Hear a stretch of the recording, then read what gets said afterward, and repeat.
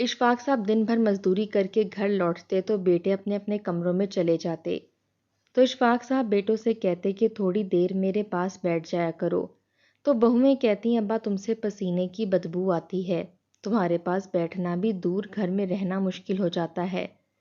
یہ بات جب بیٹیوں نے سنی تو وہ ابا کو چھت پر لے گئیں اور کہنے لگیں آج کے بعد آپ نے ادھر رہنا ہے، اور نیچے جا کر انہوں نے بھابھیوں سے کہا خبردار آج کے بعد ابا سے ایسی بات کی تو۔ بھائیوں نے انہیں مارنا شروع کر دیا اور تھوڑی دیر بعد وہ لنگڑاتے ہوئے چھت پر چلی گئیں۔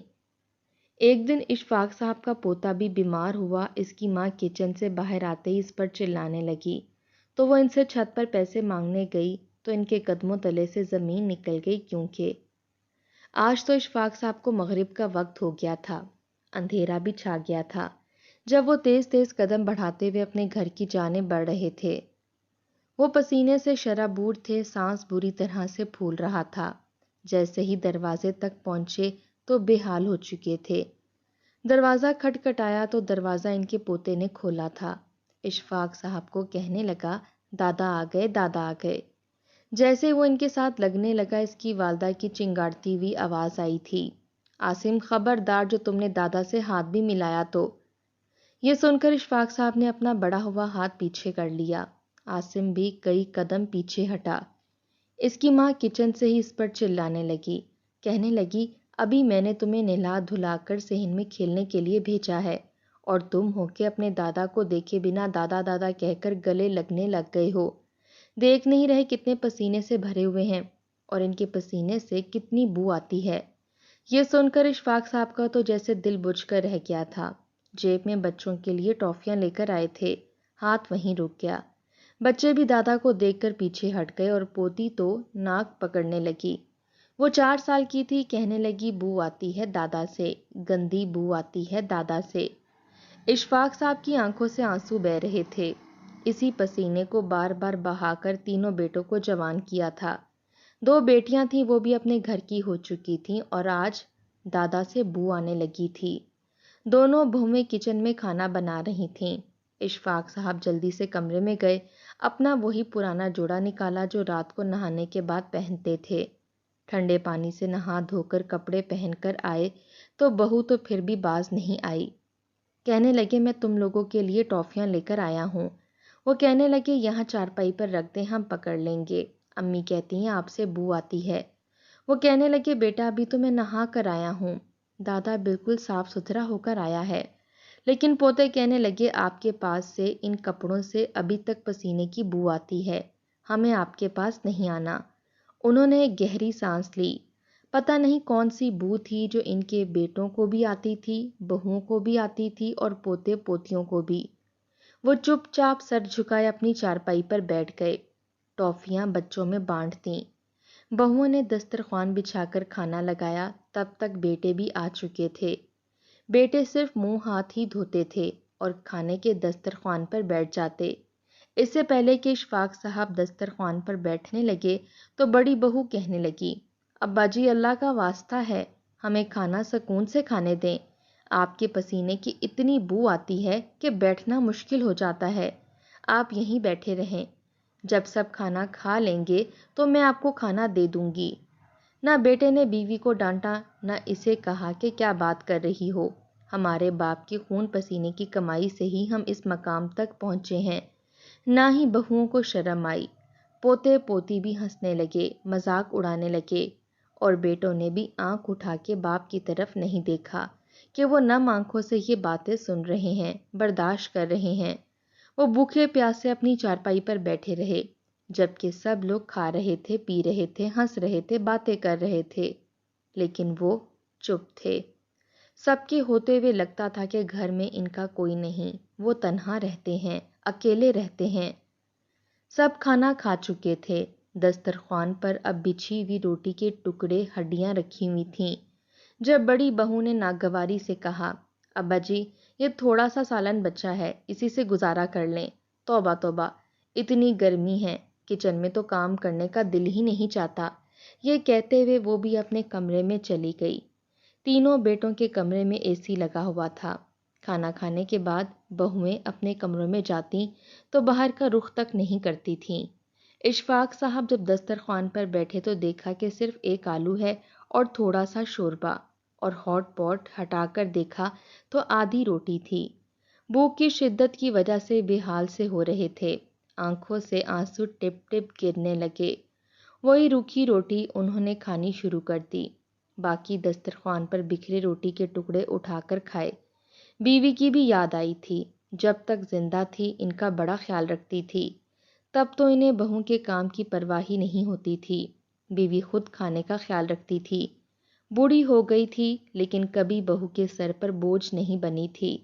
لیکن اب جب سے وہ دنیا سے گئی تھی، اشفاق صاحب کو تو کوئی پوچھنے والا ہی نہیں تھا، حالانکہ ابھی بھی مزدوری کرتے تھے۔ کھانا کھانے کے بعد پورا دسترخوان انہوں نے صاف کیا، ہڈیاں ایک کونے میں ڈال دیں تاکہ بلی کھا لے۔ کچھ ہی دیر بعد بڑا بیٹا باہر آیا تھا، کہنے لگا، ابا جی وہ مزدوری کے پیسے دے دیں، اس بار بجلی کا بل بہت زیادہ ہو گیا ہے، اور آپ تو جانتے ہیں کہ ہم سب تنخواہ دار ملازم ہیں، لگی بندی تنخواہ آتی ہے۔ اشفاق صاحب نے گہری سانس لی، کہنے لگے، رکو بیٹا لاتا ہوں۔ دسترخوان کو صاف کر کے باورچی خانے میں ایک طرف رکھا اور اپنے کمرے سے جا کر اپنی مزدوری کے سارے پیسے بڑے بیٹے کے ہاتھ میں رکھ دیے۔ وہ کہنے لگا، بس اتنے سے پیسے؟ ابا آپ سے کتنی بار کہا ہے کہ 2-4 گھنٹے اور لگا لیا کریں، اس میں بجلی کا بل کہاں بھرا جائے گا؟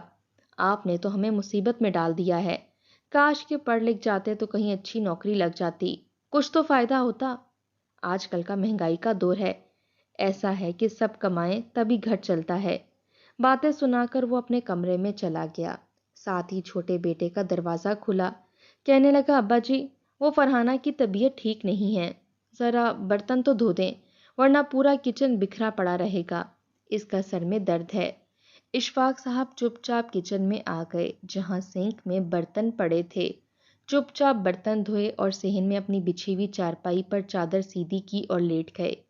آسمان پر چاند تارے دیکھنے لگے، آنکھوں کے کناروں سے آنسو امڑ امڑ کر گر رہے تھے۔ کیسے یہ اینٹ گارے کا گھر انہوں نے پکا بنایا تھا، کئی دفعہ تو ہاتھوں پر چھالے سے بن گئے تھے، ساری جمع پونجی لگا کر یہ بڑا سا گھر تعمیر کیا تھا، کبھی اپنے ہاتھوں سے تو کبھی مزدوروں سے کروایا تھا تاکہ بچوں کو کوئی مشکل پیش نہ آئے، اور آج بچے اپنے اپنے خاندانوں کو تو پال رہے تھے، لیکن اشفاق صاحب کی ڈیوٹی ابھی تک ختم نہیں ہوئی تھی۔ ان کی 2 روٹیاں ابھی تک بہوؤں پر اس لیے بھاری نہیں تھیں کیونکہ کماتے تھے، ابھی تک مزدوری کرتے تھے، اینٹیں اٹھاتے تھے، اب تو ہاتھ پھٹنے کا احساس تک نہیں ہوتا تھا۔ پاؤں کی ایڑیاں سال کے 12 مہینے پھٹی رہتی تھیں، اور سردیوں میں تو اکڑن کی وجہ سے ان سے خون رسنے لگتا تھا، لیکن کون تھا جو پاؤں دھلا کر اس پر مرہم لگا دیتا؟ وہ تو منو مٹی جا کر سو چکی تھی، جو خیال رکھتی تھی، بچوں کا بھی اور اشفاق صاحب کا بھی۔ بیوی اگر بڑھاپے میں ساتھ چھوڑ جائے تو مرد یتیموں جیسا ہو جاتا ہے، اشفاق صاحب کا بھی یہی حال تھا۔ اب تو یہ تنہائی انہیں کاٹنے لگی تھی، نہ بہویں اپنی اولادوں کو دادی کے پاس آنے دیتی تھی، نہ ہی بیٹوں کو۔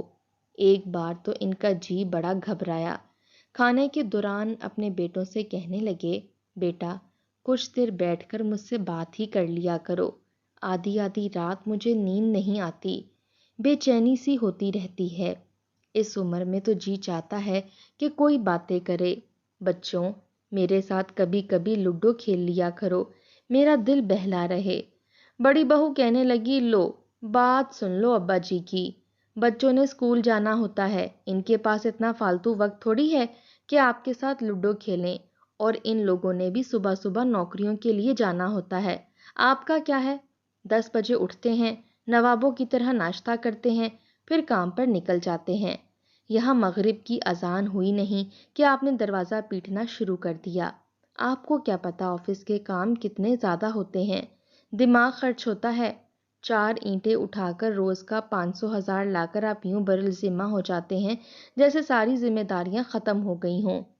بڑی بہو کی زبان کینچی کی طرح چلتی تھی۔ اشفاق صاحب نے بڑے بیٹے کی طرف دیکھا، جس نے بیوی کو گھورنے تک کی زحمت نہیں کی کہ ذرا تو زبان سنبھال کے رکھو، کہنے لگے بیٹا میں پیٹ بھر کر کھانا تک تو کھاتا نہیں، جو تم لوگوں کا بچ جاتا ہے وہ میرے حصے میں آ جاتا ہے۔ کیا اب باپ کی 2 روٹیاں بھی تم لوگوں پر بھاری پڑ جاتی ہیں؟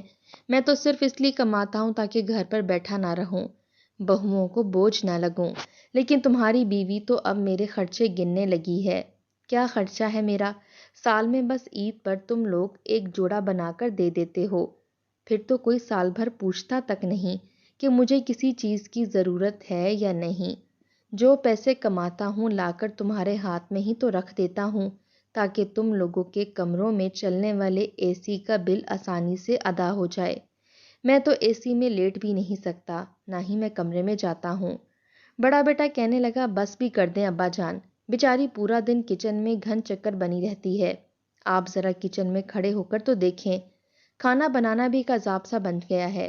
کیا ہو گیا جو 2 لفظ اس نے کہہ دیے؟ اگر یہی بات آپ کی سگی بیٹیاں کہتیں تو وہ آپ کو کبھی بری نہ لگتیں۔ بڑے بیٹے نے تو باپ کو تانا تک دے دیا تھا۔ اشفاق صاحب نے کوئی جواب نہیں دیا، بحث کرنے کی فضول عادت انہیں نہیں تھی۔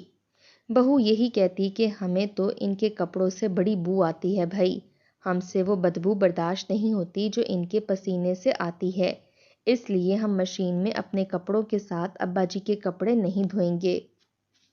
ابا جی سے کہہ دیا کریں کہ اپنا جوڑا خود دھو لیا کریں۔ یہ سن کر اشفاق صاحب نے گہری سانس لی، چپ چاپ اپنے کپڑے رات کو ہی سرف میں بھگو دیتے اور صبح اسے کنگھال کے رسی پر ڈال کر چلے جاتے۔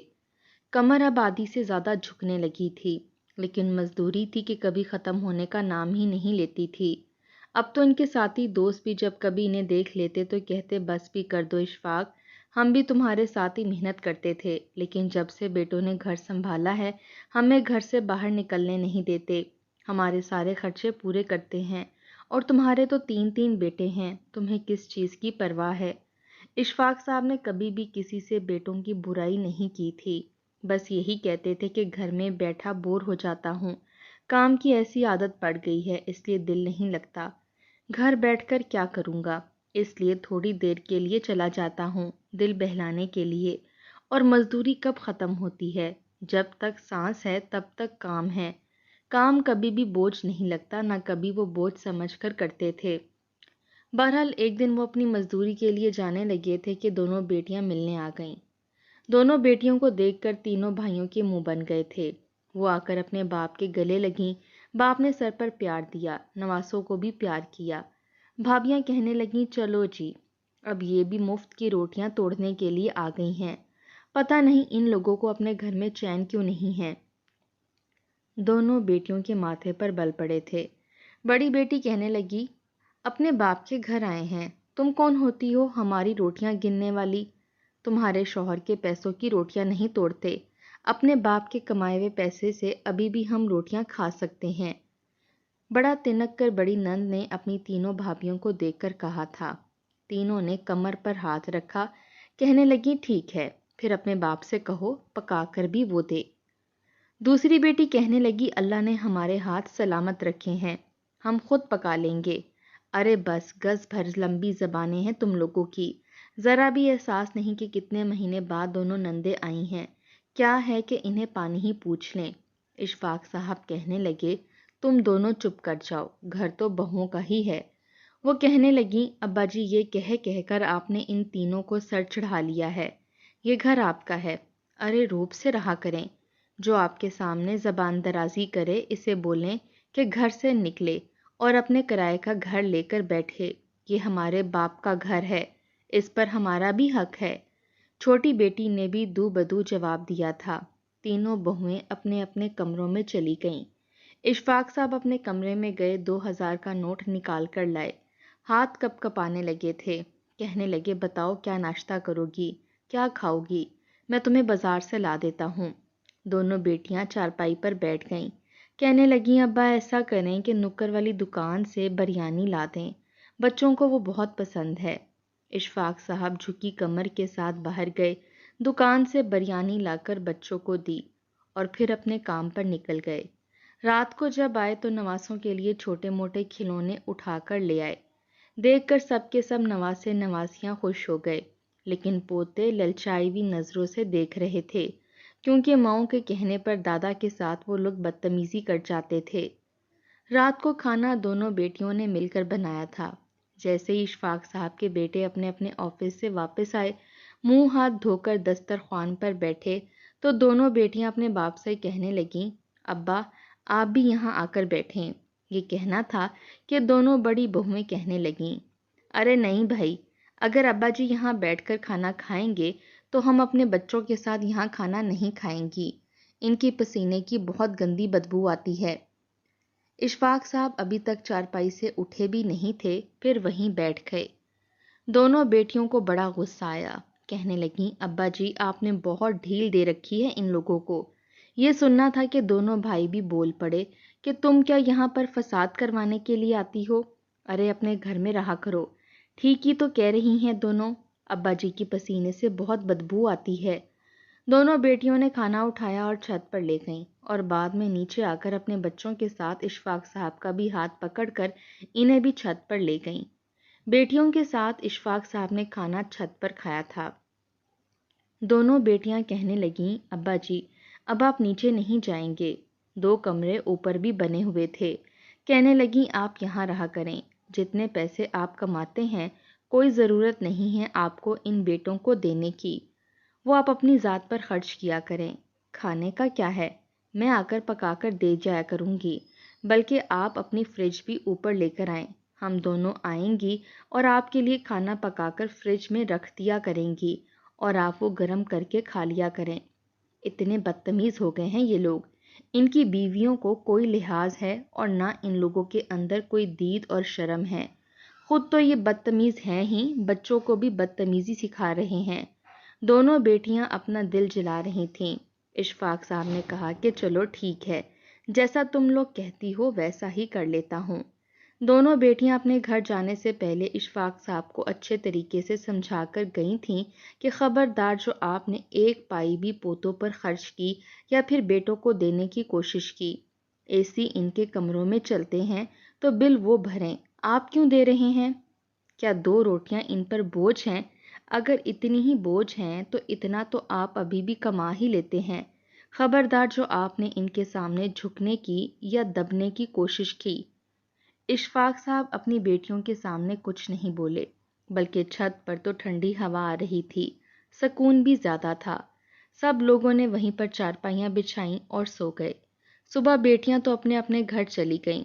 اشفاق صاحب نے ایک جمع دار کو بلا کر اوپر کے کمروں کی صفائی کروائی اور اپنی فریج بھی اوپر منگوا لی۔ دونوں بہوؤں کے تو جیسے اب ہوش اڑے تھے۔ تیسری والی بھی انہیں برا بھلا کہنے لگی کہ کیا ضرورت پڑی تھی زبان چلانے کی، اب تو ہمارے اے سی کے بل ہمارے شوہر بھریں گے ہی نہیں، ہمیں گرمی میں سونا پڑے گا۔ آئے روز نیچے سے اب جھگڑے کی آوازیں آتی تھیں، کیونکہ بیٹوں کے پاس پیسے نہیں تھے کہ وہ اے سی کے بل بھرتے اور بیویوں کو عادت ہو گئی تھی۔ آج بھی جھگڑا ہو رہا تھا۔ بڑا بیٹا کہنے لگا کہ صحن میں چارپائیاں بچھاؤ اور یہیں سو جاؤ، میرے پاس اتنے پیسے نہیں ہیں اے سی کا بل دے سکوں۔ دوسرے دونوں بیٹے بھی کہنے لگے، ارے اور خرچے کم ہیں کیا، ہمارے پاس اتنی گنجائش نہیں ہے، سب یہیں صحن میں سوئیں گے۔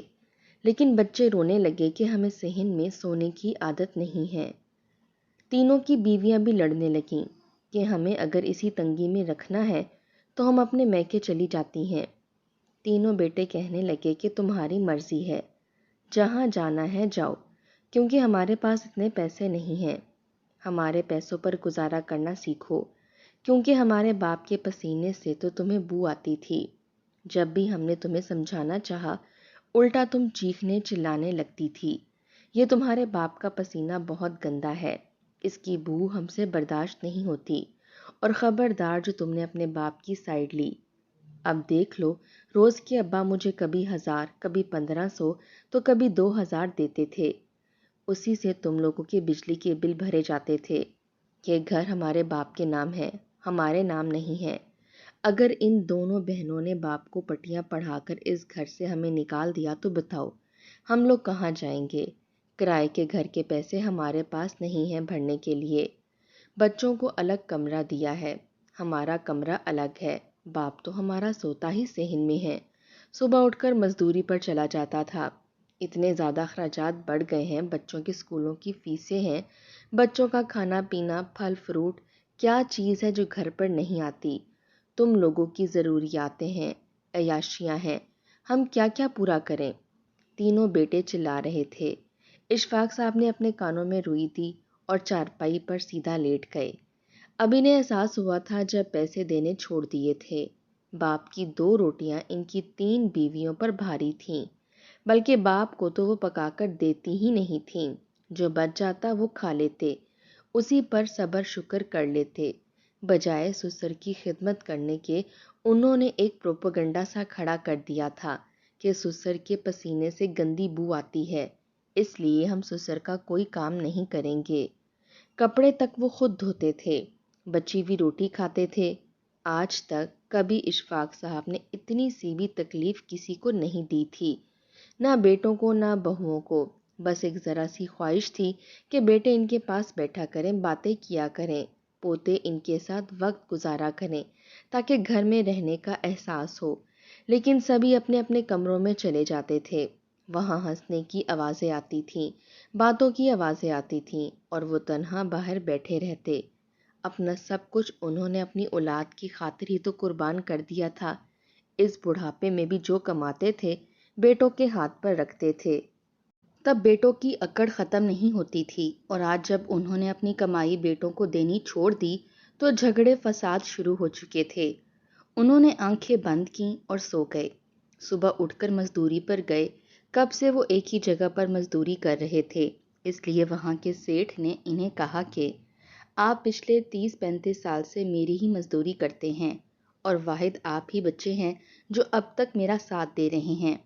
اس نے 20 لاکھ کی رقم اشفاق صاحب کو دی تھی۔ وہ تو یہ دیکھ کر حیران ہوئے تھے، کہنے لگے یہ آپ رکھ لیں، یہ ہماری طرف سے آپ کے لیے انعام ہے۔ اشفاق صاحب بہت خوش ہوئے، اپنے پیسے ایک رومال میں باندھے اور گھر پر آ گئے۔ سب بچوں کو 500 روپے کا نوٹ دیا۔ یہ دیکھ کر بہوؤں کی آنکھیں پھٹی تھیں۔ باقی کے پیسے وہ اوپر لے گئے۔ بڑی بہو نے پیچھے سے آواز دی، ابا جی، تازہ روٹی بنائی ہے میں نے، اور آج تو آپ کی پسند کا ساگ بنایا ہے، کھانا لاؤں آپ کے لیے؟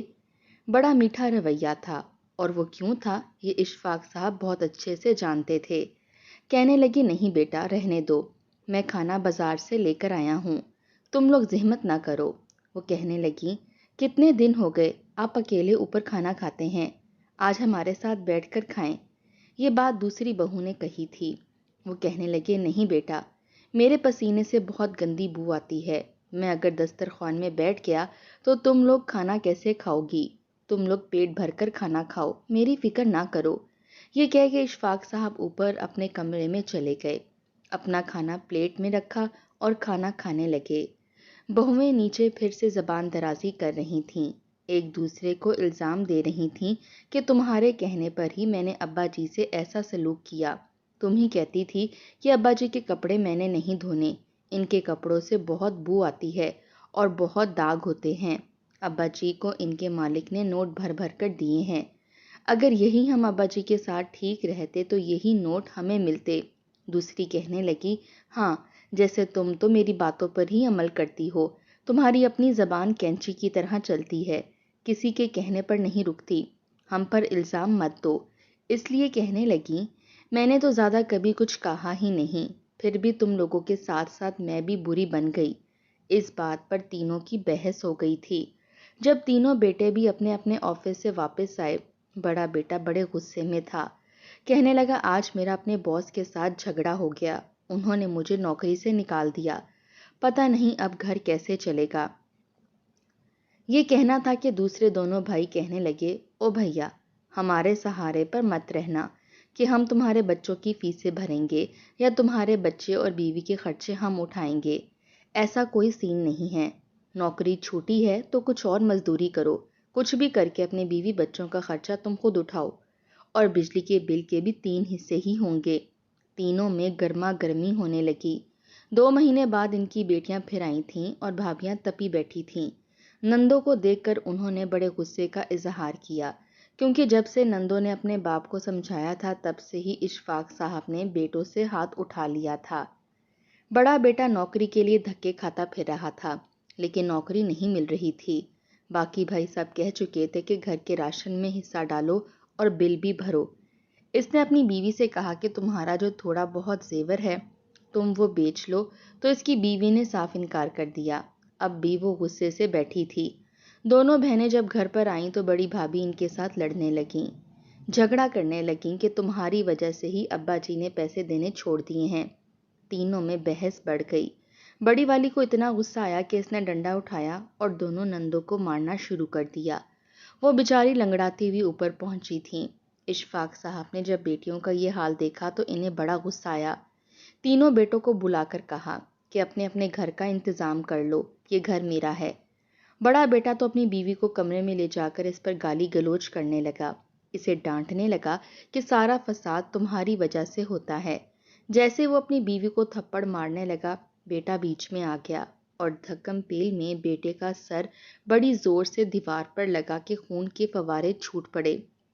جیب میں پیسہ نہیں تھا۔ بڑے بھائی نے جب دوسرے چھوٹے بھائیوں سے پیسے مانگے تو انہوں نے صاف انکار کر دیا۔ وہ روتا پیٹتا ہوا اپنے باپ کے پاس آیا تاکہ باپ پیسہ دے دے، لیکن جیسے ہی اوپر آیا دونوں بہنیں سر جوڑے باتیں کر رہی تھیں کہ ابا جی کو تو ہم نے اپنے ہاتھ میں لے لیا ہے، اب جلدی سے گھر کے کاغذات پر ابا جی کے انگوٹھے لگوا لیتے ہیں تاکہ یہ پورا گھر ہمارے نام ہو جائے۔ یہ سن کر بڑا بھائی حیران رہ گیا تھا۔ ابا جی اس وقت کمرے میں تھے، انہیں نہیں پتا تھا، لیکن اندر کمرے میں کھڑے ہو کر بیٹیوں کی باتیں سن چکے تھے، اور بڑا بیٹا بھی روتا ہوا باپ کے کمرے میں گیا اور پیروں میں پڑ گیا، رونے لگا، کہنے لگا میرا بچہ مر جائے گا۔ پوتے کو جب خون سے لت پت دیکھا تو اشفاق صاحب تڑپ اٹھے، بیٹے کو پیسے دیے، بر وقت بیٹے کا علاج ہوا تو وہ بچ گیا۔ بڑے بیٹے نے اپنی بیوی سے کہا کہ اگر تم نے اپنا رویہ میرے باپ سے ٹھیک نہیں رکھا تو میں تمہیں تمہارے میکے بھیج دوں گا اور تمہیں طلاق دے دوں گا، کیونکہ تمہاری وجہ سے پہلے ہی میں نے اپنے باپ کے ساتھ بڑا برا سلوک کیا ہے۔ اشفاق صاحب نے اپنی زندگی میں اپنی ایک وصیت تیار کروائی جس میں انصاف سے سب کے حصے کے بارے میں صاف طور پر لکھوایا گیا کہ جب تک وہ زندہ ہیں یہ گھر ان کی ملکیت میں رہے گا اور ان کے مرنے کے بعد شریعت کے حساب سے ہی بٹوارا کیا جائے گا۔ یہ سن کر دونوں بیٹیوں کے منہ بن گئے تھے۔ وہ کہنے لگیں ابا جی یہ آپ نے کیا کیا، ان تینوں کو سزا دیں۔ وہ کہنے لگے کہ لالچی تو سبھی ہیں، اگر سزا دینے پر آیا تو تم لوگوں بھی اسی لائن میں کھڑی ہو جاؤ گی، اس لیے میں اللہ کے سامنے ناانصافی کی گنتی میں شمار نہیں ہونا چاہتا، جس کا جو حق ہے اسے وہی دوں گا۔ اشفاق صاحب کی بات سن کر دونوں بیٹیاں شرمندہ ہوتی اپنے گھر چلی گئیں۔ تینوں بیٹوں کو احساس ہو گیا تھا، اس لیے اشفاق صاحب کام کرنے نہیں جاتے تھے، بیٹے ہی ان کے اخراجات پورے کرتے تھے۔ 20 لاکھ کی رقم سے بڑے بیٹے نے کاروبار شروع کر لیا، لیکن سارے پیسے باپ کو لا کر دیتا تھا۔